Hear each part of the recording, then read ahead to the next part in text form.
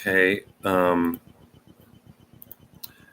Seth Abramson, 6 hours ago, thread. This open thread provides live update former special counsel Bob Mueller's congressional testimony before the House Judiciary Committee and the House Permanent Select Committee on Intelligence. I hope you will retweet this thread for any you think may be interested. 1. After Rep. Nate Layler, DNY, summarized the report in a few sentences, Rep. Collins, RGA, deliberately and repeatedly mischaracterized its findings and concluded by saying falsely, "These are the facts of the report." They weren't, and he knew they weren't, a bad sign for the GOP. 2, Mueller began by saying he decided early on that he had to move expeditiously as well as fairly. He's already beginning his defense by closing up his office in the view of many early, given still open cases and subpoenas for testimony and documents that remain unanswered. 3, Mueller underscores that he didn't consider collusion. He underscores he only determined whether there was enough evidence to charge, meaning that when he said something was not established, it only means there was insufficient evidence to charge someone with a given crime. 4, Mueller says his testimony is curtailed by ongoing cases, though we don't know what they are, and because DOJ has told him he can't cover certain things, which they have no authority to do. He says, annoying the GOP, he cannot address why the investigation was initiated in 2016. 5, Mueller says he will not summarize his report with new words, meaning he is going to make Democrats and Republicans' questions include the language of his report. He will not re-summarize anything on site and in an impromptu way. 6, Mueller says the report does not find no obstruction, nor does it exonerate Trump. 7, saying he proceeded on obstruction without a prosecutorial judgment only after taking into account the OLC opinion saying that he couldn't indict Trump. 8, Mueller, the president, was not exculpated for the acts that he committed. 9, I will say that Mueller seemed a little shaky, particularly the House Permanent Select Committee on Intelligence could really hammer him this afternoon with some strong cross-examination on Volume 1 of the 2-volume report. I do wonder now how well he would handle it. 10, Mueller is very willing to give one-word answers as necessary, which I can say as a former trial lawyer is going to make for much better soundbite for the Democrats. They have to like this development a great deal. 11, remember that this 3-hour hearing focuses almost exclusively on Volume 2 of the report, the one focused on obstruction. 12, the GOP is trying to establish collusion and conspiracy are synonymous. They are not in any ways. Mueller disagrees, as he should. 13, Representative Collins, RGA, is going aggressive from the outset. Not a good strategy and won't be a good look. Mueller asked to be directed to a page of his report, and Collins is hassling him. And they were Saudi Arabia, the United Arab Emirates, Israel, for instance. Mueller says he can't comment, which I think many will take as a confirmation that counterintelligence is still looking at those issues. 15, collusion is not synonymous with conspiracy, and that's a crucial point. Collusion can undergird crime besides conspiracy. Mueller just said under oath that they were not synonymous. The GOP can try to badger him on that, but the Democrats better keep him to his first answer. 16, questionnaires are going to have to speak loudly and move slowly with Mueller. Badgering him isn't going to work for a reason we didn't realize before 10 minutes ago. Mueller has some slight hearing problems and is uncomfortable if clear-spoken as a witness. This is a surprise. 17, oddly, Mueller being a bit of a bumbler as a witness is going to make it harder for the GOP to paint him as a villain. He really doesn't come off that way. Cutting him off, yelling at him isn't going to make for good TV. That said, I could wish he were a stronger witness. Oh, that was 17. 18, the GOP just accused Mueller of not following the DOJ regulations by not reaching a decision on obstruction. And if he was not going to do that, writing any report on obstruction. Volume 2 was written in violation of every DOJ principle, the GOP says, which is insane. 19, this is the stiffest congressional hearing I've ever seen. Everyone is very tight in a way that is obvious and hard to watch. All questions feel like historic declarations, while Mueller's answers sound hesitant and frail. It all makes for a very uncomfortable viewing. 20, there are going to be logistical issues throughout the day. Members of Congress are moving too quickly. Mueller is struggling to get to the parts of the report they're quoting fast enough. No one will give Mueller time for anything but a yes or no. No way to run a hearing. 21, it's so bizarre that the GOP is attacking Mueller for not making a conventional prosecutorial judgment on obstruction because, look, folks, if he had, He would have recommended 10 indictments for obstruction, and everyone in America knows that. So what's their game here? 22. A friend of mine just texted me saying the rage from the GOP on against Mueller is palpable. He is correct. 23. Wow, the GOP is hassling Mueller for not using the phrase impeachable conduct throughout his report. What? That's a pretty muddled attack.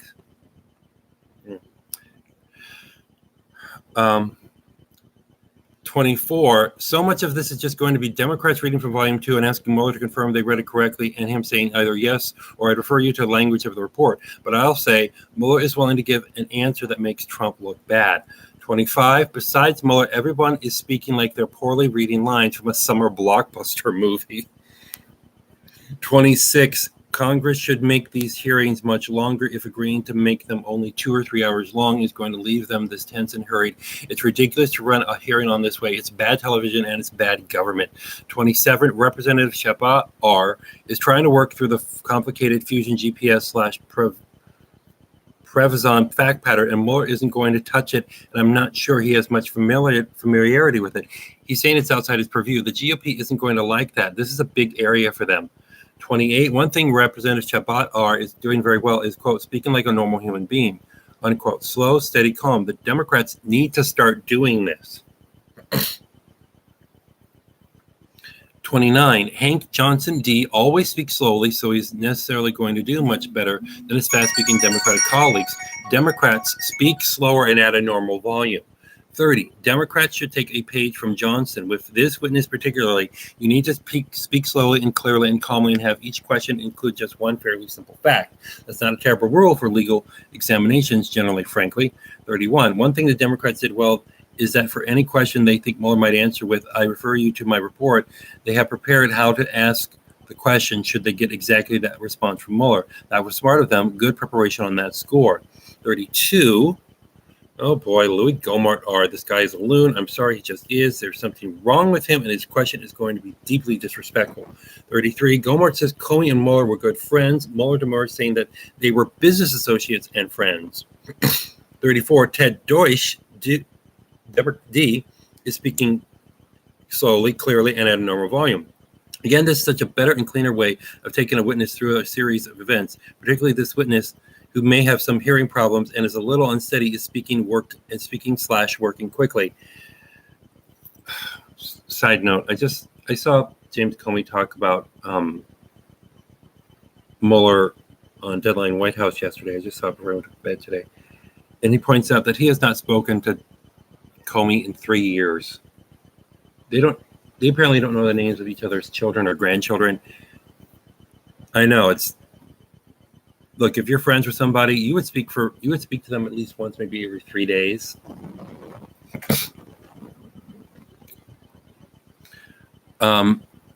35. I'm not focusing too much on the content of the questions because A, the Democrats are literally just taking Mueller through the report verbatim, and B, the Republicans are unsuccessfully trying to get Mueller to talk about nonsense that's not in or relevant to his report. 36. The Democrats are better prepared for and have the upper hand in this type of hearing. The GOP wants to yell about subjects that aren't for this hearing or mischaracterize the topic of the hearing. The one problem is Democrats aren't contradicting their mischaracterizations. 37. If and when Republicans mischaracterize the Mueller report, which every GOP question has done so far repeatedly, the subsequent Democratic questioner needs to take in at least 5 to 10 seconds at a time to simply correct the record before moving on to their question or questions. 38. Mueller says it's not in his purview to determine how much of his report to release to the public. 39. Saying that he did not write the report with the understanding or expectation it would be released publicly, meaning he took no position on that in writing it. 40. I can't quite track Mueller's reasons for answering certain questions directly and then directing questioners to his report in response to other questions. I can't see a pattern. Very unusual for a witness before Congress. Not good / bad per se, just odd and unpredictable. 41. Oh, good. Jim Jordan or another unwell, angry person who will treat Mueller disrespectfully. 42. So we will now have a 5-minute interlude in which Jim Jordan R. spins via monologue a complex, thoroughly insane, deep state conspiracy theory that basically no one. Mueller can take a breather. 43. Papadopoulos' lies kept the FBI from arresting Mifsud per the FBI, and Jordan knows it? He's pretending they didn't charge Mifsud for a nefarious reason. No, Trump advisor Papadopoulos' lies let Mifsud escape the country. The FBI made this very clear in filings. 44, Jordan's questioning was particularly insidious because in the sentencing materials in Trump's advisor George Papadopoulos' case, the special counsel office made crystal clear that one reason Papadopoulos had to go to prison is his lies helped Mifsud escape questioning. 44. 45, the reality, Mueller doesn't know the case as well as one would like. So in the case of Jordan, Mueller let Jordan mislead the country on a key point and not only didn't correct him, but to be candid, it's not clear he could have quickly marshaled the facts to correct him. Note, I'm receiving many requests from international media as I'm writing to do interviews. I appreciate the invites, but if you're media and reading this, please note I'm going to be here discussing events in this forum to this audience rather than leaving for any media availabilities. 46, we're on a break. My summary right now, I'd say the Democrats are getting better as the hearing goes on. The questions are clearer, calmer, and more effective, even as the GOP is embarrassing themselves with misleading statements, unprompted anger, and irrelevant fact patterns. 47, right now, every member of the House Permanent Select Committee on Intelligence should be at least aware enough of how Mueller is presenting as a witness to alter the question strategy. You have to know that and understand your witness demeanor and all to question him/her. 48, incidentally, to give a sense of the level of international interest in this hearing, in the last 300 seconds, I've received queries from media in Denmark, Germany, and Pakistan. I can't even imagine what those more invested/interested in media availabilities are getting.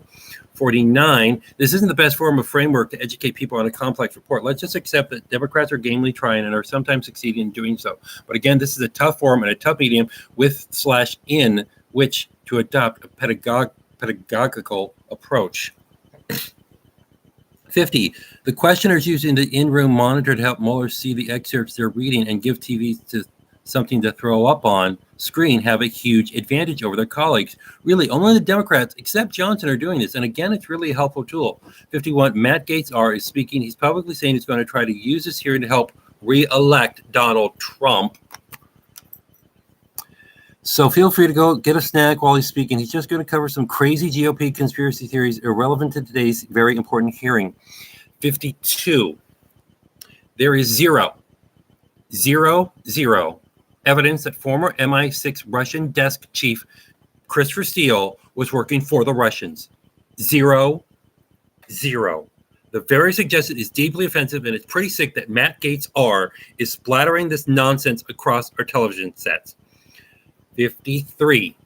Wow, Jeffries D just asked whether trying to get the person investigating you fired is obstruction of justice, and Mueller paused, struggled. You could see he was trying to avoid having to say yes. He only referred Jeffries to his report. Close call for the GOP. 54. Jeffries D. He misspelled his last name in a prior tweet. Sorry for misspelling in prior tweet, is doing a great job of running Mueller through the elements of the offense of obstruction with respect to a particular event. The problem is that Jeffries has too little time to conduct his questioning. I hate this format. 55. Democrats have a three-part mantra they're repeating at the conclusion of some of their questionings, one of whose party is no one is above the law. And frankly, given how bewildering this hearing is for any lay observer, it probably is helpful to remind folks of what's at stake. 56. The other parts of the Democrat three-part mantra, anyone else who engaged in this conduct would have been charged with obstruction of justice, and we're going to continue to investigate this. Both reasonable and important points to hammer home with the average observer. 57, Buck R. is bizarrely arguing that crimes the feds already charged and that were pleaded to weren't in fact crimes. For instance, the crime former Trump NSA Michael Flynn was charged with and pleaded guilty to. 58, Mueller makes crystal clear the OLC opinion removed a tool from him, indictment, and that was the reason he issued no charging recommendation on obstruction. Everyone in this room knows Mueller would have charged Trump if he could have. There's no doubt on that. 59, what congressional Democrats are doing today, and very clearly, is laying out the most egregious course of obstruction of justice by a sitting president in the history of the United States. That's inarguable, as is the fact that obstruction of justice is an impeachable offense. 60. The Democrats have established with Mueller's agreement a timeline in which the President of the United States repeatedly and brazenly attempts to shut down via intermediaries a federal crime criminal investigation of himself and his closest associates. Again, this is clear. 61, this hearing is so rushed that I'd wager the average length of a Mueller response in this hearing is 10 words. 62, Biggs R. just shut down an attempt by Mueller's deputy to answer a question, as he, Biggs, says the deputy wasn't sworn in, and therefore he doesn't wish to speak or to question him. 63, former Democratic presidential candidate Eric Swalwell, DCA, now asking questions. 64, Swalwell D. is focusing on a letter signed by over 1,000 former federal prosecutors of both parties. Swalwell asked if Mueller would agree with those prosecutors that any other person would have been charged with obstruction here. Mueller says, oddly, they have a different case. 65, Swalwell D. gave his remaining time to Lou D. because Swalwell is going to ask questions later as part of his service on HPSCI. Lou wisely at least tried to get Mueller to read from his report. He almost succeeded, and then Mueller demurred. Not clear why, frankly. 66, breaking news. Mueller says he didn't indict Trump on obstruction due to OLC opinion in response to questioning by Ted Lieu, DCA. 67, Mueller will have to clean up the answer he just gave. I suspect he'll say he didn't mean it, but it is what he said. Lieu got him to say the special counsel's office didn't indict Trump on obstruction because of the OLC opinion, implying that he would have otherwise. 68, please RT, as this is the only part of the hearing that matters so far, direct questioning. Lieu, DCA, the reason again that you did not indict Trump is because of the OLC opinion stating that you cannot indict a sitting president, correct? Mueller, that is correct. 69, media better have caught that Lieu-Mueller exchange. It's the biggest news possibly in the world so far today. I'm not exaggerating. 70, Raskin D. is now focused on Cohen, saying that Trump directed him to commit crimes, which he did say, and whether Trump or Cohen did do. 71, Lesko R. is now trying to get Mueller to change his testimony, re what he told Lieu. See last few tweets. I knew this would happen. Here we go. This is the big moment. 72, Lesko's question is undercut by her calling Mueller Mr. Miller. 73, boy, if the GOP fails to clean this up, Ted Lieu just asked and got the answer he wanted to the biggest public congressional question of this century. 74, I think the GOP is badly wrong-footed now. Lesko is visibly stumbling and struggling. Certainly, GOP staffers and observers know that they may have just lost the ball game in terms of this particular hearing. 75, the pressing problem for the GOP right now, in order to remedy Robert Mueller's answer to Ted Lieu, they're going to have to keep emphasizing what he said. And it's not clear they'll be able to get Mueller to retract his testimony. A huge risk for Republicans now. 76.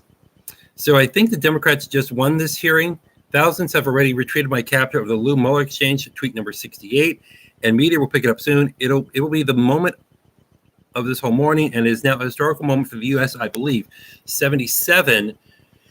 Jayapal D. is now focusing very effectively on former Trump campaign manager Paul Manafort's lies to the special counsel's office, and the support that Manafort received per the report from agents of the president is how he comported himself in so lying to law enforcement.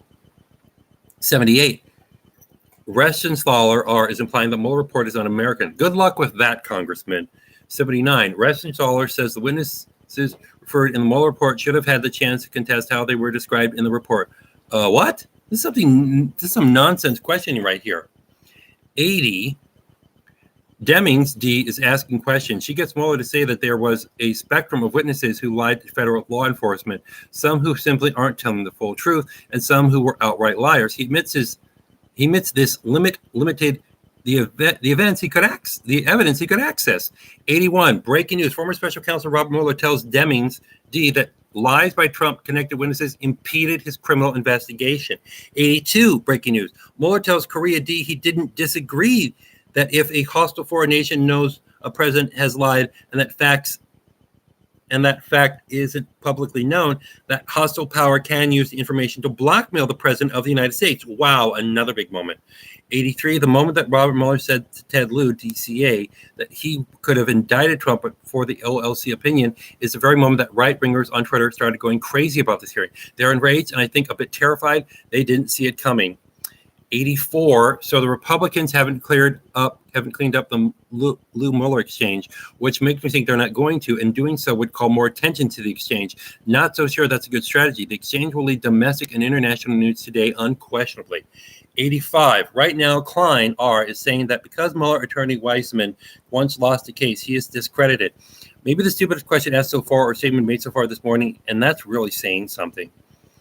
86.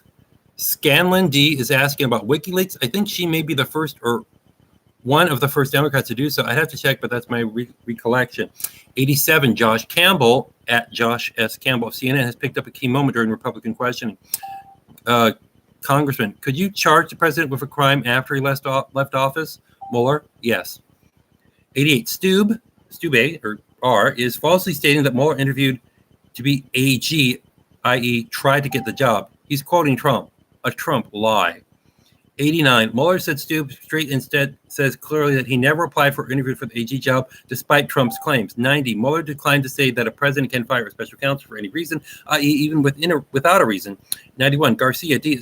is asking about Roger Stone, a pending case. Mueller doesn't want to touch the issue because the case is pending. 92. Armstrong R. returns to the subject of FBI agent Peter Strzok's firing. It's an odd topic for the GOP to harp on, as it underscores that Robert Mueller got rid of Strzok as soon as he found out about this. Strzok's text exhibiting anti-Trump animus. 93. GOP claims that Mueller's team included folks who dislike Trump and or had some tie to Clinton don't really connect to anything because there's no evidence the investigation wasn't conducted with integrity, and Mueller says he's never asked employees about their politics. 94. Mueller tells Armstrong R. that 14 of his 19 attorneys were simply FBI transfers and not new hires. Armstrong is now monologuing on the insane conspiracy theory that Mueller's team was rife with secret Clinton associates conspiring against the President of the United States. 95. Mueller tells Neguse D. he won't say if Trump Jr. ever invoked the Fifth Amendment. 96. Neguse D. does a great job establishing that Trump directed the false statements made by his family and team regarding the June 9, 2016 meeting with known Kremlin agents at his house, Trump Tower. 97. Johnson R. is now monologuing. That's how you spell it? Okay. On how much Trump cooperated with the Trump-Russia investigation. Everything Johnson is saying is untrue. 98. By volume, the largest number of lies told by any Republican questioner is Johnson R. That's an ignominious title. Ignominious. I'm sorry. 99. 15 minutes of questioning left in this session per Nadler. The Intelligence Committee comes next in about an hour. 100. The final judiciary Democrats are now asking questions in slightly abbreviated segments. We're not likely to see too much come from this. The current questioner, Stanton, is just writing through Mueller's sterling record of public service at the pleasure of GOP presidents. Break. Taking a break before the Intel hearing in 40 minutes. We'll note A. Stanton D. said he sees substantial evidence of high crimes and misdemeanors and thinks Congress must act. B. Dean D. establishes Mueller may have made an indictment decision if Barr had told him to. Note, one thing that will go without comment about today's hearing is Mueller, more than any witness you'll ever see before Congress, was able to decline to answer any question for any reason. There was no time to insist on answers, nor really did anyone try to do so at any point. 2 hours. House Judiciary Committee hearing grades. Democrats A+. Adequately laid out a mountain of obstruction evidence neither the GOP nor Mueller rebutted. Republicans C-. Republicans didn't contest the evidence. They just angrily attacked the messengers and raised irrelevant topics. Everyone will retreat this exchange between Mueller and Republican as it is, along with the Mueller exchange, one of the most important parts of the hearing. Direct quote. Buck, Republic RCO. Could you charge the president with a crime after he left office? Mueller, yes. Judiciary Committee takeaways. Mueller says he would have indicted Trump for obstruction, but for an OLC opinion he was forced to follow. 2, Mueller says the Trump-connected witnesses impeded his investigation. 3, Mueller says that Trump can be prosecuted after he leaves office. Intelligence Committee introduction. The Intelligence Committee hearing focuses on Volume 1 of the Mueller report is about to start. The topics of that issue are substantially more grave and substantially more complex than what we have heard this morning. Already very grave material. 101. Schiff begins the Intelligence Committee hearing by accusing the Trump campaign of disloyalty to the United States, an observation that is inarguable if you've read Volume 1 of the Mueller report. 102. Schiff rightly says there may not be a crime in Volume 1, may because the fact is we don't know yet. There are 14 ongoing investigations, multiple counterintelligence investigations, and many crimes, notable bribery and aiding/abetting, Mueller opted not to investigate. 103, this opening statement by Representative Adam Schiff, DCA, is devastating, and it may be the most clear thing we've heard from anyone today, either in government or media. It's well worth watching later on if you aren't watching it live now. 104, Rep. Adam Schiff, D, rightly and methodically notes all the things I wrote yesterday for Newsweek. NB, Schiff follows his feed. The Mueller report's biggest opening secret opinion fact, Mueller didn't investigate what most Americans think he did. Newsweek.com. 105, now Devin Nunes, RCA, is speaking. He calls this, quote, the last gasp of the Russian collusion delusion, unquote. Nunes is a arranged person, to be frank. There's no other way to put it. This thing, he says, here are either false, unhinged, or made up, thoroughly discredited conspiracy theories. 106, Devin Nunes' opening statement could have been written by Trump's lawyers, and for all we know it was, given that Nunes previously worked for Trump and previously colluded secretly with Trump and his legal team. Feel free to Google the many major media reports on this. 107, Nunes and the GOP have been repeatedly told that Mueller, side note, I wonder if Devin Nunes is now taking over the spot, taking over the filling in the vacuum left by Dana Rohrabacher. And I'm not trying to, and I know that Dana was unseated by Harley Rauda. I'm just saying is that when it comes to Rohrabacher's favoritism towards Putin and Donald, I just wouldn't be surprised. I'm just saying. I'd be surprised if all that he had on, if all that. I'm just surprised. I'm sorry. I just kind of wonder how often Rohrabacher and Devin Nunes spoke to each other.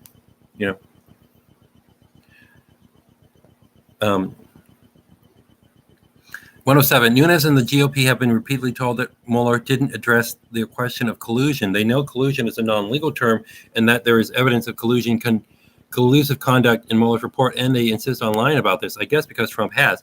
108, there's no credible attorney or legal analyst in America whose view of Mueller's finding mirror or even distantly echo those of Devin Nunes. His conspiracy theories are grotesque and have been thoroughly discredited. 109, Schiff, D, is wisely moving this hearing at a far slower pace than judiciary. He's speaking slowly, clearly, and cleanly. It makes all the difference. 110, Nunes objects to Mueller's aide being sworn in. Trump was very angry about this, so probably Nunes is doing Trump's work and objecting. 111, Mueller is now discussing the counterintelligence implications of his work. He says he's focused on criminal activity and not counterintelligence conclusions. That info was passed to the FBI, Counterintelligence Division, and we haven't heard anything of that. We haven't heard anything of any of that yet.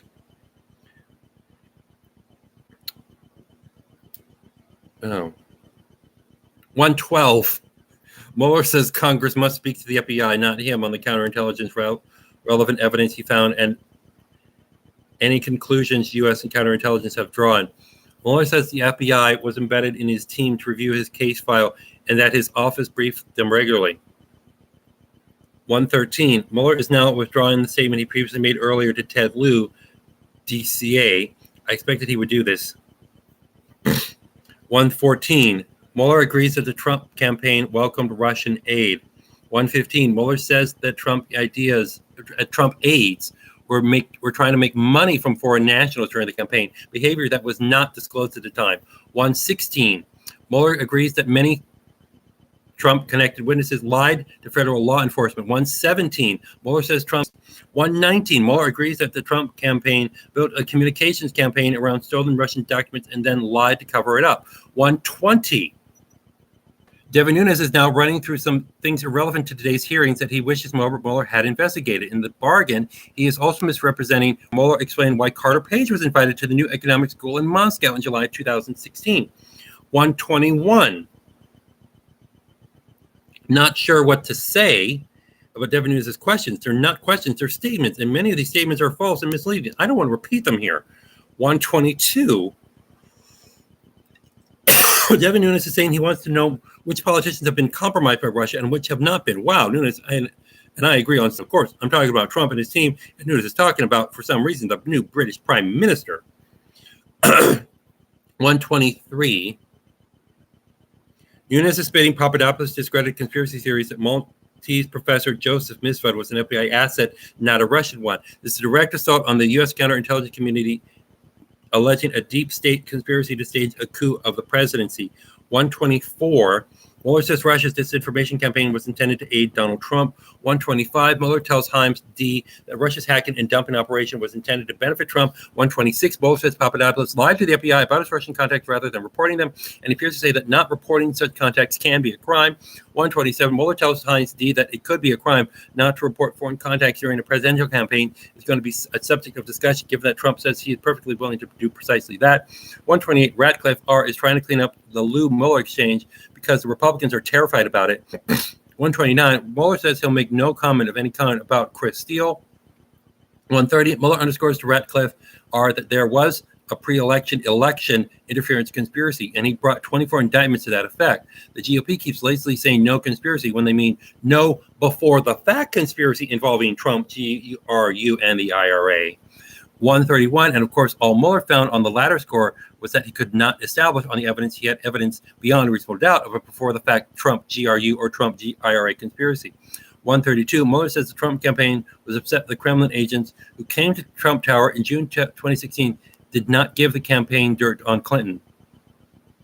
What? Mueller says the Trump campaign was upset the Kremlin agents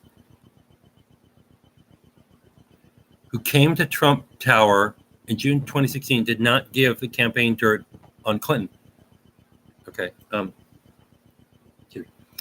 133, Mueller says the campaign never told the FBI of the Kremlin agents' offer to give dirt on the campaign. Keep in mind, the evidence suggests the FBI asked Trump and Flynn directly in August 2016 to inform them if they had any evidence the Russians were trying to make contact.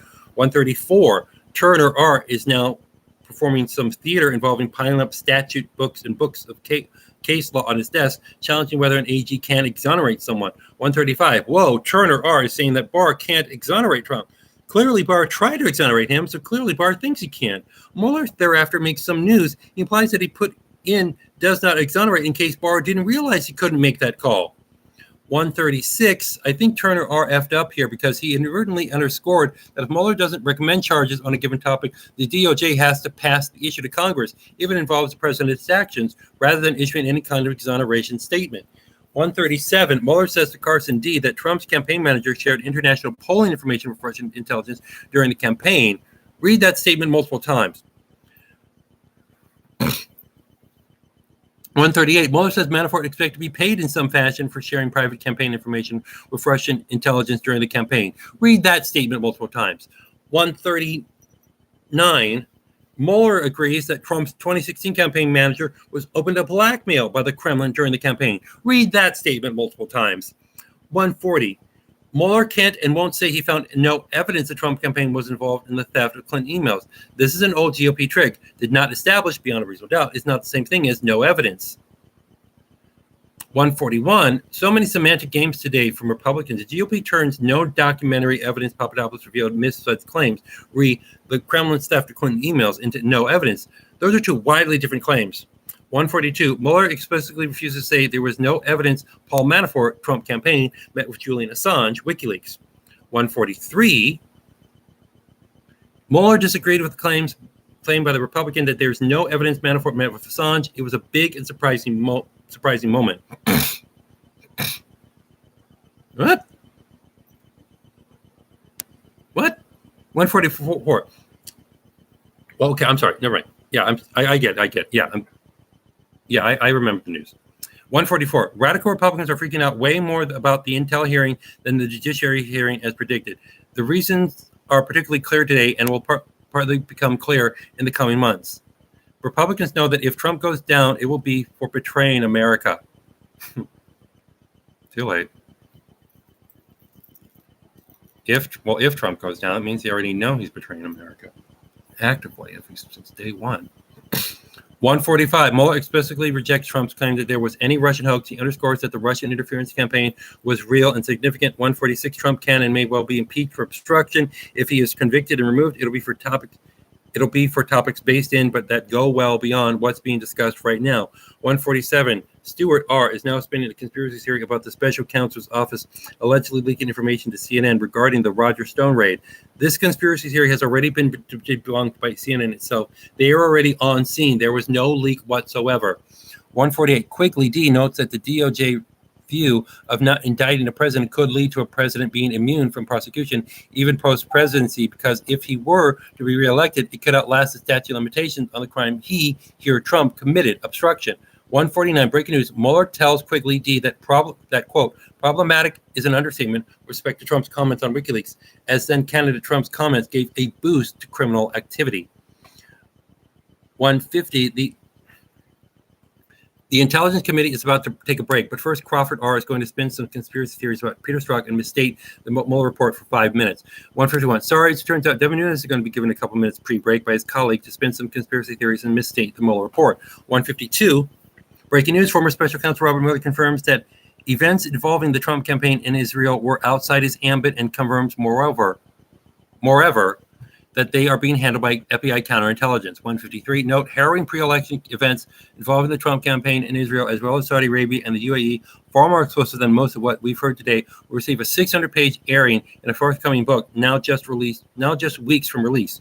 Proof of Conspiracy, How Trump's International Collusion is Threatening American Democracy by Seth Abramson, New York Times bestselling author of Proof of Collusion. Yeah, Seth Abramson, Amazon.com. Seth Abramson shows how Trump has conspired and colluded with leaders from Russia, Saudi Arabia, and the UAE from even before he 154. As we're in break, I'll note one of the key questions we've had before this meeting was whether committee members would get Mueller to give a sense of how much he gave to counterintelligence rather than putting it in his report. The Israel revelation is our first hint of that. 155. For Mueller to say, in effect, that anything involving Israel went to FBI counterintelligence would seem to confirm what I've been saying for a long, long time, that the same is true for the mountain of evidence, some Russia-related, involving Saudi Arabia and the UAE. 156. A very good rule of thumb is trying to understand what's happening. Obstruction can and may lead to impeachment. Only revelation of the counterintelligence evidence now being held by the FBI could lead, and indeed should lead, to Trump's conviction and removal from office. 157. This hearing is much-watched TV. No American of good faith could watch this in doubt that the Trump campaign betrayed America and did so with eyes wide open. 158. Worth noting, and I think Republicans of good faith would agree with this, is that no one has laid a glove today on Mueller's credibility. The GOP isn't even disputing any findings from the Mueller report, not a single one. 159, former Democratic presidential candidate Eric Swalwell is now taking Mueller to all the line witnesses and destruction of evidence Mueller encountered from Trump aides and associates during the Trump-Russia investigation.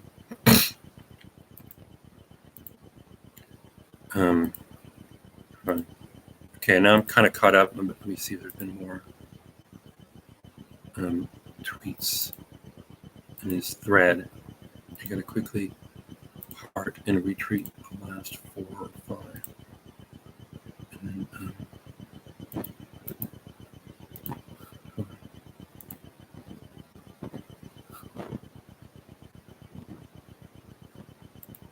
okay.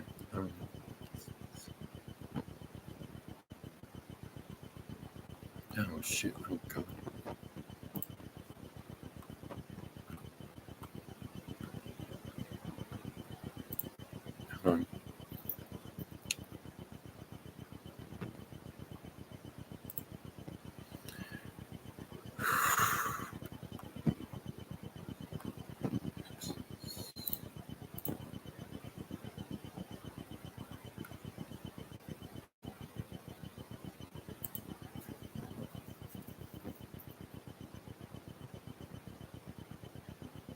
Okay, there's a few dozen more to. Gosh, how many more left? Because I see. Okay, 30 more. 160. Mueller tells Swalwell D that Trump campaign members' use of encrypted messaging apps and their deletion of messages hampered his investigation. 161. Mueller says he wanted to interview the president. As we know, the president refused to interview Mueller wanted. 162. Swalwell D is doing a great job. This is how a former prosecutor does it. The difference is evident. 163. Stefanik R is trying to get Mueller to talk about counter-intel evidence, and Mueller is resisting. I think anyone would presume from his answers that the counterintelligence investigation by the FBI into the 2016 campaign continues. It's the gold mine Americans can't access. 164. Bizarrely, both Republicans and Democrats want to access counterintelligence information for different reasons. While the former would find nothing of value in that information that we know of, the latter would find information well beyond what would impeach/remove a POTUS.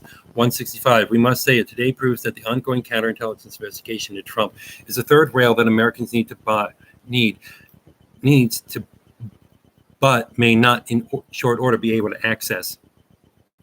166. Mueller implies there are things he can't say about MIFSA due to jurisdictional reasons and because it involves classified and law enforcement issues that can be taken many ways, but hints at the much larger story. One hoard for Trump we're not able to hear today. 167. Mueller just confirmed to Castro D that anything in his report is something, quote, he believes to be true, unquote. That's a more important point than many realize. It means there's no speculation in the entire Mueller report. 168. Mueller just said he can't speak to whether Donald Trump was/is compromised by possible blackmail. Why? Because it's in the counterintelligence report? Either we begin demanding that information or we continue to guess whether the president of the U.S. is compromised. 169. Mueller says to Hurd that going into 2020, many more countries are developing the election interference capabilities the Russians had in 2016 and are prepared to use them. Mueller is correct. And 3 of those countries are Saudi Arabia, Israel, and the United Arab Emirates. 170. Mueller tells Heck D there was a necessity for input from the Russian government for Trump Tower Moscow project to go forward successfully. This was the building project Trump was secretly deeply engaged in and repeatedly lied about during the 2016 campaign. 171. Mueller says sanctions were discussed at the June 2016 Trump Tower meeting, but it wasn't the main subject, which necessarily means that he considers Clinton dirt, the only other topic on the table, was the main subject of the meeting in Robert Mueller's view. 177. Wow. Now Nunes is spreading Eric Prince's crazy conspiracy theories about the CIA surveilling him and leaking what they found to media. 173. Now Devin Nunes is back to his own dangerous and creepy conspiracy theories, implying that Konstantin Kilimnik is a U.S. agent, not a Russian agent. Another attack on federal law enforcement and a floating of a deep state conspiracy theory regarding the coup of the president. 174. Mueller tells Welch D that not establishing something beyond a reasonable doubt, the highest standard of proof in the criminal justice system, is quite simply a totally different concept from finding no evidence of something. This smashes a long-standing GOP canard. 175. Mueller to Welch D on the Trump campaign's action pre-election. I hope this is not the new normal in U.S. elections, but I fear it is. This is a quote you'll hear repeated a lot by media. I think, 176. Mueller tells Maloney D he decided at the end of his investigation not to subpoena the president because he needed to expedite the investigation and that Trump fighting the subpoena would drag out the investigation. So Trump stymied an interview with legal threats. 177. Breaking news. Robert Mueller says that the threat of Trump legal action stymied his desire to interview the president face-to-face, resulting in written interview answers from Trump that were incomplete, imprecise, inadequate, and insufficient. 178. Mueller concedes that he could have subpoenaed the president. He concedes that it was vital to his investigation. He said he was balancing how much evidence he had of corrupt intent to obstruct against how much time it would take to interview Trump. 179. The facts in tweet 178 underscore what Maloney was getting at, and it is a key fact. Mueller thought he had enough evidence of Trump's corrupt intent regarding obstruction of justice that he didn't need to spend months trying to get an interview on obstruction. 180. Mueller, Trump gave complete answers to federal law enforcement about his in-campaign Trump Tower Moscow deal. 181. Mueller, Trump refused to answer some questions from federal law enforcement, gave multiple answers that contradicted other evidence, and refused to answer any follow-up questions. 182. Please retweet this breaking news. Demings. Is it fair to say the president's written answers are not only inadequate and incomplete because he didn't answer many of your questions, but also where he did his answers showed he wasn't always being truthful? Mueller, generally. But also where he did his answers shows he wasn't always being truthful. 183. Breaking news. Mueller concedes to Krishnamurthy D that his office reached no counterintelligence conclusions whatsoever regarding whether Trump officials could be vulnerable to blackmail. Mueller says the FBI is making those decisions and they don't appear in his work. 184. Breaking news. Mueller concedes that possible money laundering was outside his purview and is being handled by FBI counterintelligence. 185. Krishnamurthy D did more than anyone to underscore how little Mueller looked at compared to the counterintelligence investigation we still know absolutely nothing about. 186. Major breaking news. Mueller confirms FBI's Trump-Russia counterintelligence investigation is ongoing. 187 major breaking news. Mueller confirms ongoing FBI Trump-Russia counterintelligence investigation is still determining whether Trump is compromised by Russia. 188, Krishnamurthy absolutely killed it. Imagine if during the whole hearing, Democrats had been asking counterintelligence relevant questions like Krishnamurthy did. 189, Schiff was the final questioner. Mueller told him that accepting illegal foreign campaign donations is wrong, unethical, unpatriotic, and under certain circumstances a crime. 190, Mueller says we should hold public officials to a higher ethical standard than mere criminality. By the way, Schiff, his questioner, is now and is always an excellent questioner. Some of the Democrats on the Intelligence Committee really shone today.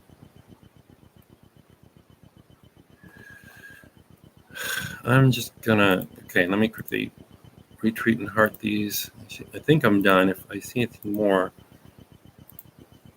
I'll quickly add it last minute. But good. I think it's incredible that I managed to read all these tweets in just under an hour.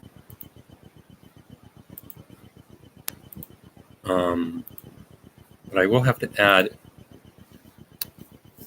okay, my cable provider pointed out that, okay, I don't know, in terms of the major networks like ABC, CBS, Fox,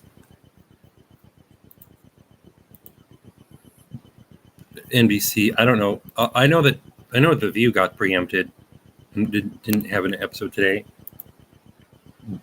But I was more kind of focused on the news networks and how much time they would give it. Of course, if you want to see it on PBS, you should go to their website. They've got their own news channel or news division, and of course, there's always C-SPAN covering everything that our elected officials say. Of course, I don't know which C-SPAN channel. I think it's C-SPAN 3. Can only imagine how other news media outlets around the world are covering this. But I will add, here's what kind of stunned me. I guess I shouldn't say I was shocked, but it's that I already tweeted this, and no, I didn't know I tweeted, but I posted on Facebook, and that is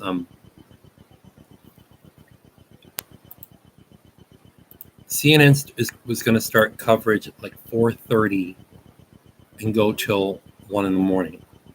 I'm sorry, not 1 in the morning, 1 p.m. 4:30 a.m. to 1 p.m. Pacific Standard Time. MSNBC started at 5:30 a.m. and going to 1 p.m. Pacific Standard Time.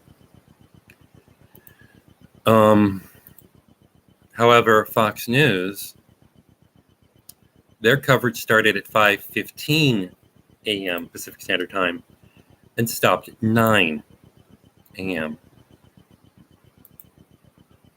which means they only showed the Judiciary Committee hearings, not the Intelligence Committee hearings. Which means, how culpable is Fox News when it comes to the counterintelligence? And not just so much Fox News, but just Rupert Murdoch. Because I understand there's a version of that the Sky News is to Australia what Fox News is to America. And of course, I don't know if. Sorry, just wondering aloud, kind of. Everything over. Hey, can't wait for the counterintelligence reports to be finished.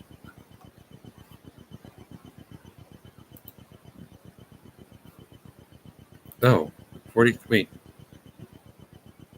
Okay. Here's a few more. Here's like.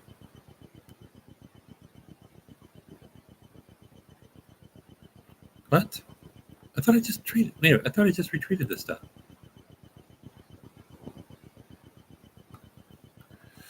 Oh God, here we go again. Okay, I'm gonna have to.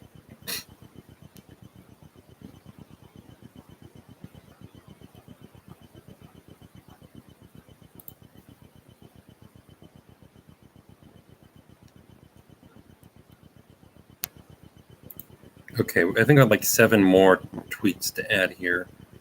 Hopefully I can get this all done in under an hour. And then if anything else pops up, I'll check back. I don't know about later today, or at least hopefully tomorrow.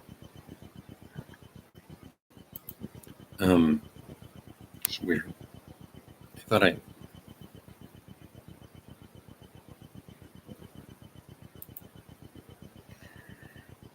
Okay, here we go. 191. Mueller concedes someone can be compromised and exposed to blackmail if a foreign national knows that they are lying and something about something or know about a business transaction that is otherwise hidden. This is the same thing as saying Trump is compromised. People watch the video. 192. Mueller admits it's possible that the Kremlin had a tape recording of Trump's attorneys, Michael Cohen's calls with them, and that such tapes could be used as blackmail material. 193. The House Permanent Select Committee on Intelligence today establishes that America, quote, needs to see a counterintelligence report from the FBI about whether the president of the United States is currently compromised by a foreign power. We cannot wait any longer to see it. I forgot to say unquote. Yeah. Let me start over. 193. The House Permanent Select Committee on Intelligence today established that America, quote, needs to see a counterintelligence report from the FBI about whether the president of the United States is currently compromised by a foreign power, unquote. We cannot wait any longer to see it. Yeah, I think I got that right now. 184. My grades for the Intel Committee are going to be different than they were for the Judiciary Committee. I can tell you that. The real question now is whether folks in media understand why one report and the ongoing counterintelligence probe well enough to talk about it. 195. So much news came out of the Intelligence Committee hearing that I think some of it will actually be missed because it is so big and so in the open. It can be miscast at just another moment in just another hearing. 196. Adam Schiff has now made clear that he's going to track that ongoing, still active counterintelligence investigation report down and aggressively. And we as Americans should be insisting on that, not just from him, but from all members of Congress. 197. I will freely concede that far more news was made in the Intelligence Committee hearing than I expected. I knew this would be the more momentous hearing historically, but I didn't realize that in the final 20 minutes of this hearing, this much breaking news would be produced. 198. House Intel Committee grades. Democrats A. Democrats methodically made a harrowing case and eventually revealed why we need to see counterintelligence evidence. GOP D. Republicans did no more than spin bizarre conspiracy theories. They challenged no facts in the report. I think we're done. I don't think he's going to add any more. Wait, hold on. Yeah, okay, 199. House Intel Committee takeaways. There are too many to mention. You have to read over this thread. 2, the FBI's counterintelligence investigation is still ongoing and still working to determine if the president of the United States has been compromised by the Kremlin. Oh.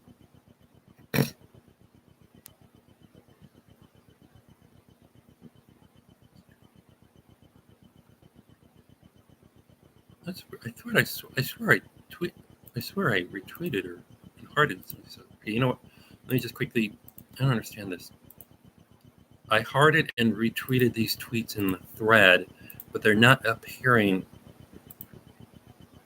When I look, I guess when I read Seth's tweets individually, I know it's kind of back, even though it's a numbered thread.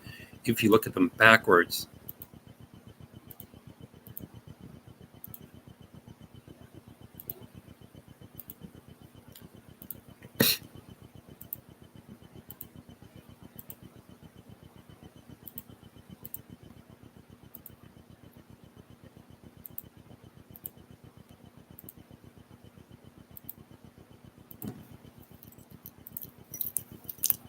What? What tweet got deleted? Oh, 170? Mueller tells Heck D there was a necessity for input from the Russian government for Trump's Tower Moscow project to go forward successfully. The building project Trump was secretly engaged in and lied about during the 2016 presidential campaign to go forward. Why is this? Oh, and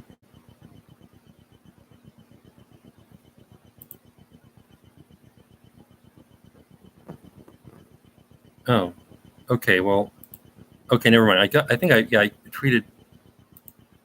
What's wrong with wait? What's wrong with 171? Mueller says sanctions were discussed at the June 2016 Tower Trump meeting, but it wasn't the main subject, which necessarily means that he considers Clinton dirt. The only other topic on the table was the main subject of the meeting in Robert Mueller's view.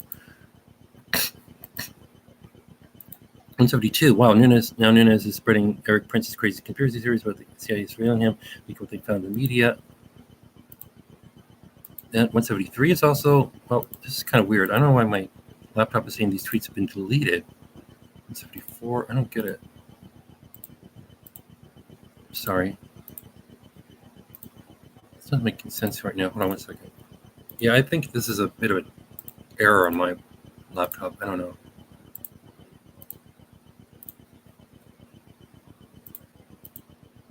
It's weird. It shouldn't be happening. Doesn't make sense. Okay, I think we're almost done here.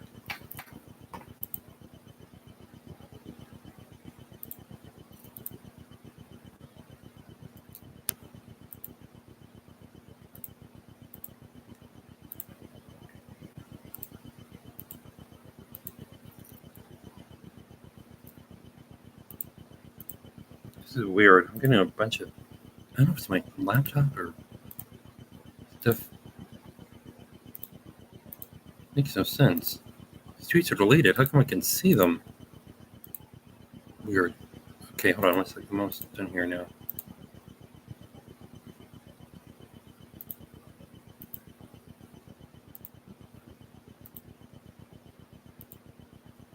Oh, wait, what?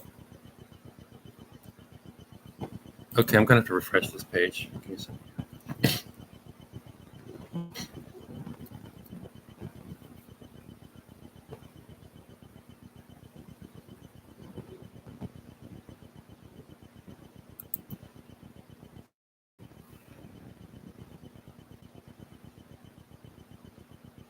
Let me. Okay, oh, and a few more.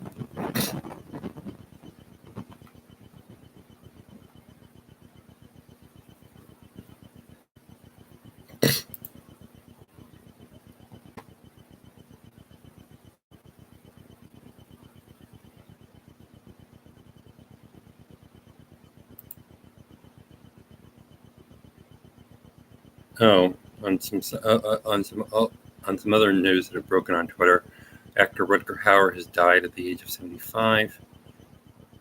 I'm wondering why Chuck Todd is trending.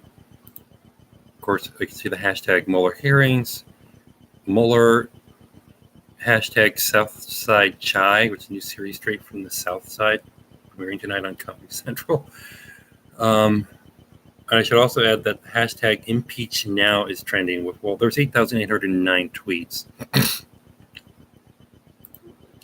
Chuck Todd is at 12.4 thousand. Hashtag Mueller hearings is at 456,000.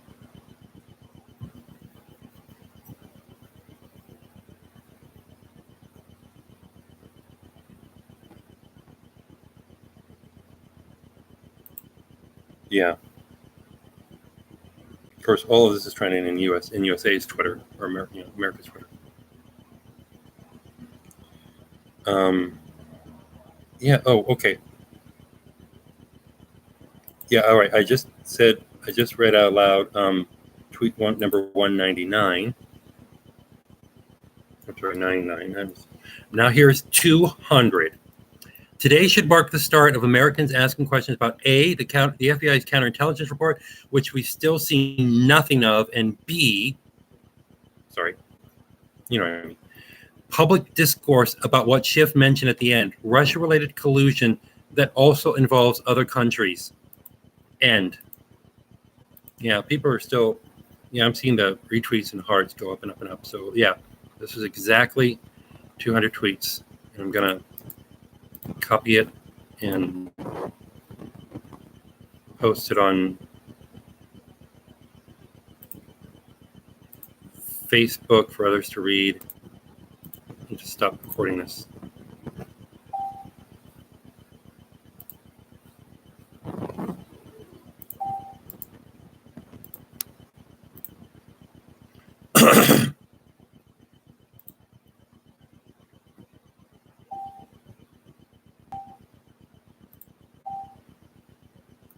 Sorry. So, yeah, we're done. Bye.